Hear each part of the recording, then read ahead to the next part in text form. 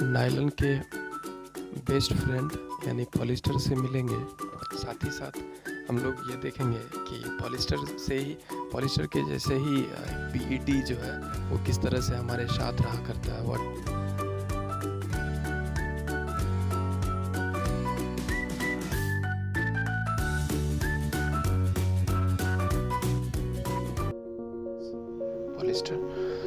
Polyester जो है, देखिए ये वर्ड दो है इसमें बना हुआ है, पॉली प्लस एस्टर। तो पॉली का मतलब समझ रहे हैं मैनी होगा, और ईस्टर है। अब ईस्टर क्या है, तो मोनोमर है। तो पूछा जाए कि पॉलिस्टर के मोनोमर का नाम क्या होता है, तो ईस्टर होता है। ये ईस्टर जो होते हैं वो क्या होता है, तो ये एक वैसे तो नेचुरल मटेरियल होता है जो फ्रूट जो होता है, फ्रूट के स्वीट स्मेल को देने के लिए रिस्पॉन्सिबल होता है। साथ ही साथ पॉलिस्टर का जो पॉपुलर फॉर्म है उसका नाम है टेरिलीन। टेरिलीन के कपड़े काफ़ी जो प्रचलित होते हैं, सस्ते होते हैं। ये थर्मोप्लास्टिक पॉलीमर होता है। इसका मतलब ये कि जब इसे हीट करेंगे तो ये आसानी से मोल्ड हो सकता है, मेल्ट हो सकता है।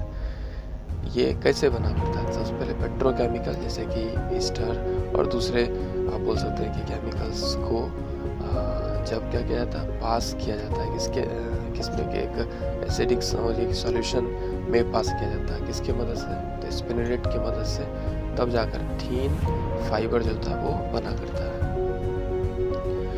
अब जितने सारे इसके प्रॉपर्टी होते हैं वो लगभग नायलॉन जैसे ही होते हैं ये, लेकिन स्ट्रॉन्गर होते हैं नायलॉन से, सॉफ्टर होते हैं नायलॉन से, और ये रिंकल रेजिस्टेंस होता है। रिंकल का मतलब होता है कि कपड़े जो सिकुड़ जाते हैं वो इसमें नहीं होगा, ठीक है। तो रिंकल रेजिस्टेंस हो, यानी बार बार इसको आयरन करने की ज़रूरत नहीं पड़ेगा।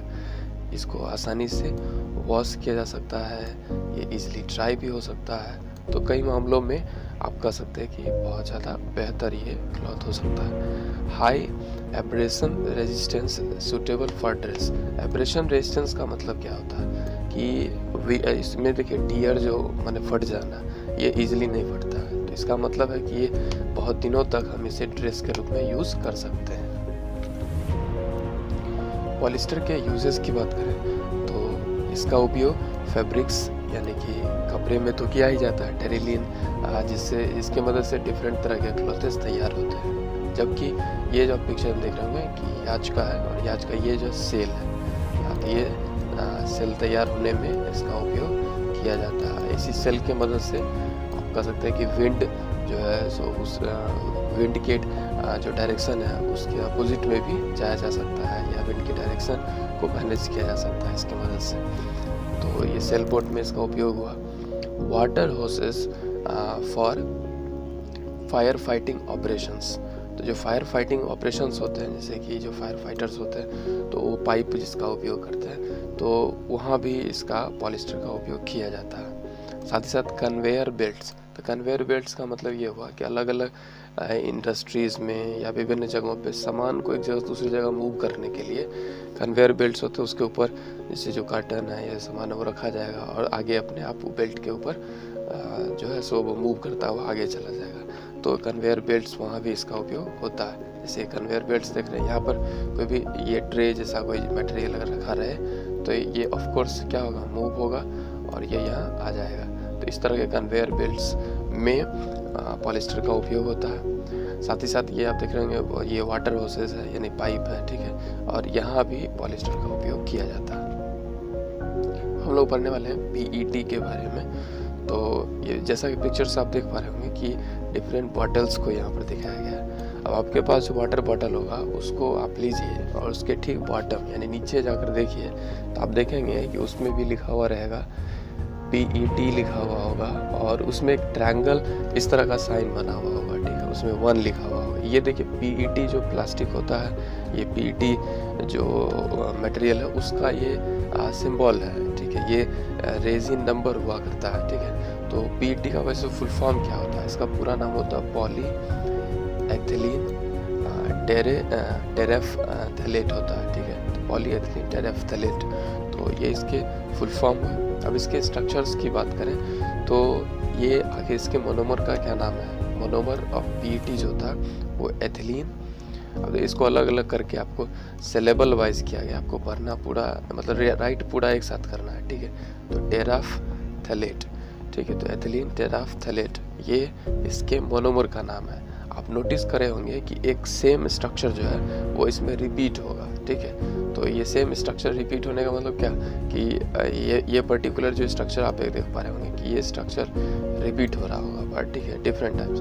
तो ये जो है सो किसका एथिलीन टेराफ्थैलेट का मॉलिक्यूलर मॉडल दिखाया गया। पीईटी के कुछ प्रॉपर्टीज़ की बात करें तो ये लाइट वेट होते हैं, तो बॉटल इजीली बन पाता है ना। ये कलरलेस होते हैं, ट्रांसपेरेंसी इनमें होती है, लेकिन इनमें कलर थोड़े बहुत एडिड किए जा सकते हैं। ज़्यादातर जो प्लास्टिक बॉटल्स पानी वाले आप देखे होंगे तो उन सब में आप एक नोटिस किए होंगे कि ज़्यादातर में क्या होता है, कलरलेस हुआ करता है। तो कलरलेस होता है, साथ ही साथ ट्रांसपेरेंट होता है, ये स्ट्रॉन्ग होता है और इम्पैक्ट रेजिस्टेंट होता है। मतलब कि अगर ये गिर जाए तो नॉर्मल केस में ये नहीं ग्लास की तरह ब्रेक हो जाएगा, ये आसानी से टूटेगा नहीं।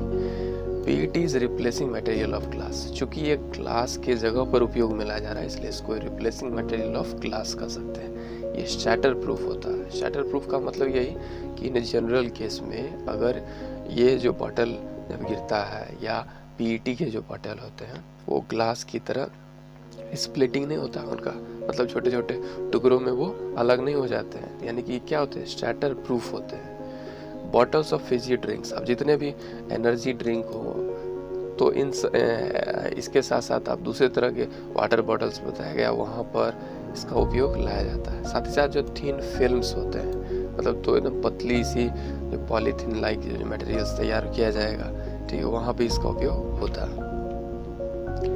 नेक्स्ट जो सिंथेटिक फाइबर है इसका नाम एक्रेलिक है। इसके बारे में हम लोग स्टडी करते हैं कि इनके एक्रेलिक जो है इसके मोनोमर का नाम होता है एक्राइलोनाइट्राइल। तो इसको ठीक से प्रोनाउंसिएट करें, एक्राइलोनाइट्राइल होता है। रिटेन इट्स शेप, ये अपने शेप जो होते हैं, रिटेन इट्स शेप सॉरी, तो रिटेन मतलब अपना शेप जो लगातार बनाए रखता है, ठीक है। मतलब कि बनाए रखने का मतलब ये है कि यहाँ पे अगर इसको स्ट्रेच किया जाए फिर छोड़ा जाए तो ये वापस जो अपना शेप गेट कर सकता है। रेजिस्ट श्रिंकेज एंड रिंकललेस, तो ये जो है सो सिकुड़ने जैसी समस्या इसमें नहीं होगी, यानी बार बार क्रीज करने की प्रॉब्लम नहीं होगी इसमें। डाइड वेरी इजीली, ये इजीली इसको रंग दिया जा सकता है। Absorb very little water, quick dry, और ये वाटर कम एब्सॉर्ब करता है, साथ ही साथ ये तुरंत इसी कारण से क्या हो सकता है, ड्राई हो सकता है, सूख सकता है। तो आपसे क्वेश्चन होगा कि वाई एक्राइलिक क्विक ड्राई, तो आंसर क्या होगा, because it absorb very little water, that is why it quick dry, resistant to moth and most chemical।